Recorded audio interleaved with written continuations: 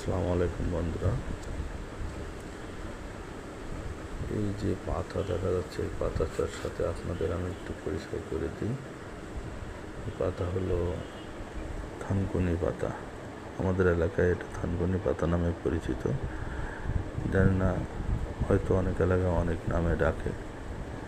এটা একটা ঔষধি গুণ সম্পন্ন পাতা।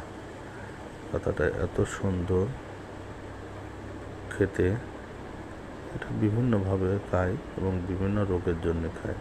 বিশেষ করে আমাশার জন্য খুবই উপকারী। এটা যত্ন করে আমি আমার ছাদে লাগিয়েছি, ছাদ বাগান হিসেবে। সাধারণত ঝোপঝাড়ে হয়, পুকুর পাড়ে হয়, বিভিন্ন জায়গায় হয়, কিন্তু এখন তার ওইগুলো পাওয়া যায় না, যার কারণে আমি যত্ন করে লাগিয়েছি। তো ভিডিওটা আপনাদের জন্য তৈরি করলাম। জানি না ভিডিওটি কেমন হলো, আপনারা অবশ্যই জানাবেন কমেন্টে আপনাদের কেমন লাগলো। ধন্যবাদ সবাইকে।